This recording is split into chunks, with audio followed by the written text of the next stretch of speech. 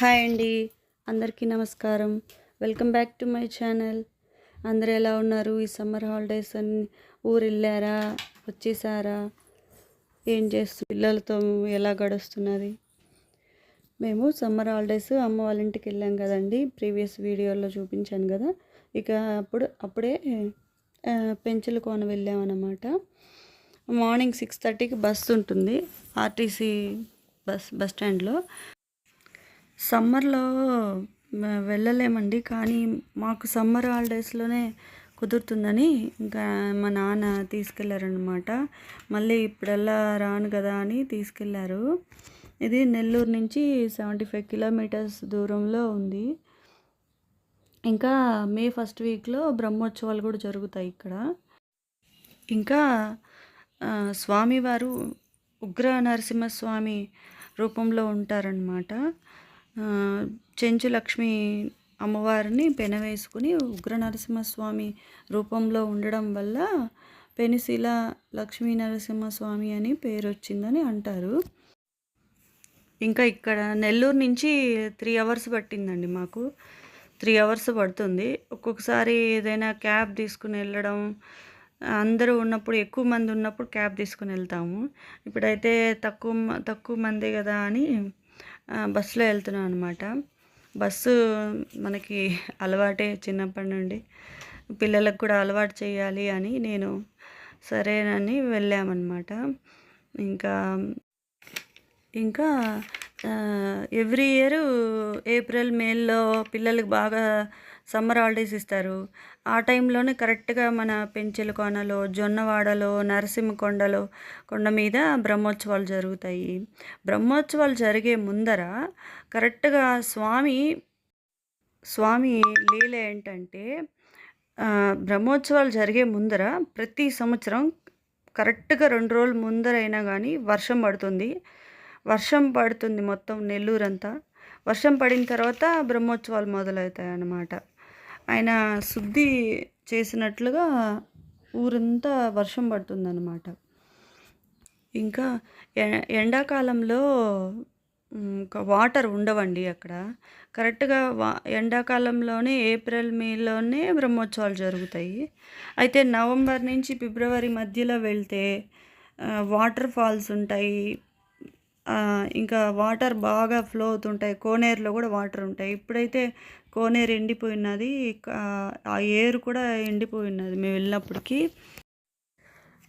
స్థల పురాణం విషయానికి వస్తే, చెంచురాజు కుమార్తె చెంచు లక్ష్మి స్వామివారు అప్పటికి హిరణ్యకశిపుడిని చంపి ఆ భయానకమైన అవతారంలో ఉన్నప్పుడు చెంచులక్ష్మి చూసి భయపడకుండా అలాగే నిలబడిపోయిందట. అందుకని స్వామి మెచ్చుకుని తనని వివాహం ఆడారట. ఎదురు కట్నం ఇచ్చి చెంచురాజుకి వివాహం ఆడారంట. అప్పుడు ఆదిలక్ష్మి అమ్మవారికి కోపం వచ్చి అవతల ఏటికి వెళ్ళి అక్కడ ఉండిపోయారంట. అప్పుడు అక్కడ అమ్మవారికి గుడి కట్టారట. ఇలా చెప్తూ ఉంటారు. పెనిశీల లక్ష్మీ నరసింహస్వామి గుడి నెల్లూరు నుంచి 75 కిలోమీటర్ల దూరంలో ఉంది. ఇంకా రాపూర్ నుంచి 25 కిలోమీటర్ల దూరంలో ఉందండి. ఇంకా తిరుపతి నుంచి అయితే 110 కిలోమీటర్ల దూరంలో ఉందండి. ఇంక ఇప్పుడు మే 17న బ్రహ్మోత్సవాలు కూడా జరుగుతాయి జొన్నవాడలో. నరసింహకొండ బ్రహ్మోత్సవాలు అయిపోయినట్లున్నాయి. ఇంకా మా బ్రహ్మోత్సవాలు అంటే మా ఊర్లో కూడా జరుగుతూ ఉంటాయి. ఇది మే, జూన్ ఆ టైంలో జరుగుతాయి అన్నమాట. కరెక్ట్గా పిల్లలందరికీ హాలిడేస్ ఇస్తారు కాబట్టి ఈ టైంలోనే జరుగుతాయి నెల్లూరంతా బ్రహ్మోత్సవాల టైంలో అసలు జనం ఉంటారండి. ఒక్కసారి వెళ్ళాను నేను చిన్నప్పుడు. కరెక్ట్గా బ్రహ్మోత్సవాల టైంలోనే వెళ్ళాము. అసలు ఇసుక వేస్తే రాలనంత జనాలు అంటారు కదా, అలా ఉంటారనమాట. చాలా చాలా ఎక్కువ ఉంటారు. అటు కడప సైడ్ నుంచి, చెన్నై నుంచి, ఇటు నెల్లూరు సైడ్ నుంచి, తిరుపతి నుంచి, బద్వేలు అటు నుంచి అందరూ వస్తారనమాట.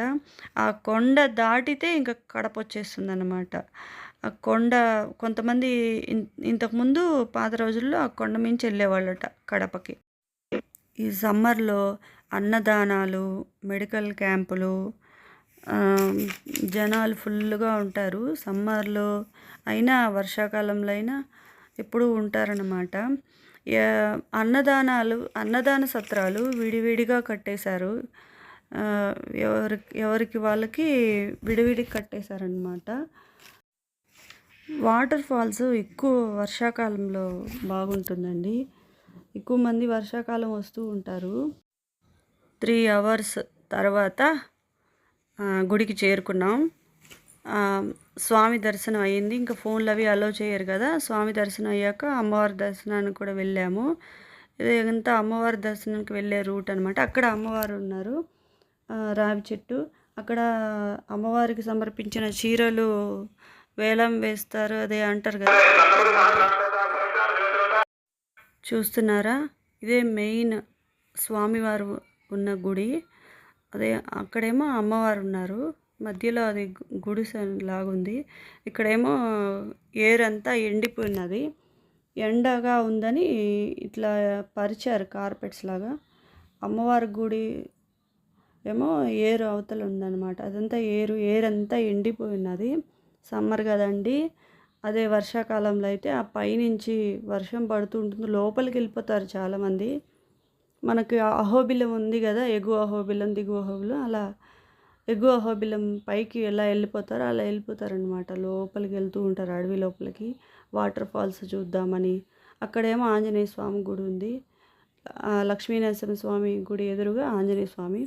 ఇటేమో అన్నదాన సత్రం ఉందన్నమాట మాకు. ఇక్కడ అన్నదాన సత్రంలో దర్శనం అయిపోయాక అన్నదాన సత్రానికి వెళ్ళామన్నమాట. ఒక పర్లాంగ్ దూరం కూడా లేదు. వెళ్ళి అన్నదాన సత్రంలో భోజనం చేసుకొని కాసేపు రెస్ట్ తీసుకొని, అక్కడ చలువు పందిర్లాగా వేశారు, అక్కడ రెస్ట్ తీసుకొని ఇంకా తిరిగి వచ్చామన్నమాట. ఇక్కడేమో అమ్మవారు గుడి దగ్గర అనమాట. అమ్మవారి గుడి దగ్గర చీరలు వేలం వేస్తున్నట్టు పెడతారు కదా, అది ముందు వెనక అయిపోయింది క్లిప్. ఇదేమో బ్రాహ్మణ అన్నదాన సత్రానికి వెళ్తున్నాము. నాన్న, నేను, మా అమ్మ, మా మేనత్త, మామయ్య అందరం కలిసి వెళ్ళామన్నమాట. మార్నింగ్ 6:30కి వెళ్ళాము, 4కి అలాగా ఇంకా ఇంటికి వచ్చేసామన్నమాట. ఉగ్ర నరసింహస్వామి చెంచులక్ష్మిని పెనవేసుకోవడం వల్ల పెనుసిల లక్ష్మీ నరసింహస్వామి అనే పేరు వచ్చిందని అంటారు.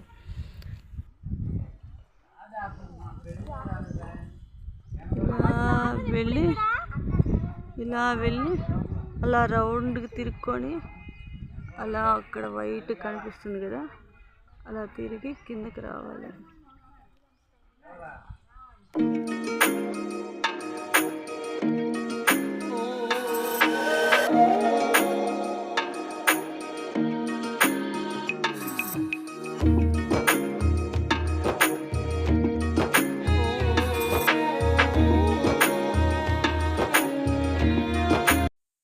ఇక్కడ నేను ఏం చెప్పడానికి ట్రై చేస్తున్నానంటే, ఇది అన్నదాన సత్రం, బ్రాహ్మణ అన్నదాన సత్రం.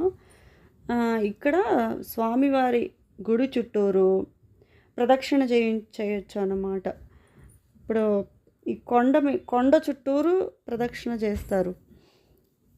చాలా దూరం ఉంటుంది. ఇదంతా ఏరంతా ఎండిపోయింది. మాకైతే దర్శనం బాగా జరిగింది, చాలా ఫ్రీగా ఉందన్నమాట. పెద్దగా లేరనమాట మేము వెళ్ళినప్పుడు ఆ టైంకి. ఇంకా తొందరగానే దర్శనం అయిపోయింది. హాలిడేస్ వల్ల పిల్లలతో వీడియోస్ చేయలేకపోతున్నాను. షార్ట్స్ చేయడం కొంచెం ఈజీగా అనిపిస్తుందండి. ఇంతకీ నా వీడియోస్ మీకు ఏమైనా నచ్చాయా? నచ్చితే లైక్ చేయండి, కామెంట్ చేయండి, షేర్ చేయండి, అండ్ మోస్ట్లీ సబ్స్క్రైబ్ చేసుకోండి. మధ్యలో హెల్త్ బాగాలేకపోవడం వల్ల వీడియోస్ పెట్టలేకపోతున్నా అండి. చాలా వీడియోస్ పెండింగ్లో ఉండిపోయాయి, మెల్లగా పెడుతున్నాను. థ్యాంక్ యూ ఫర్ వాచింగ్ అండి.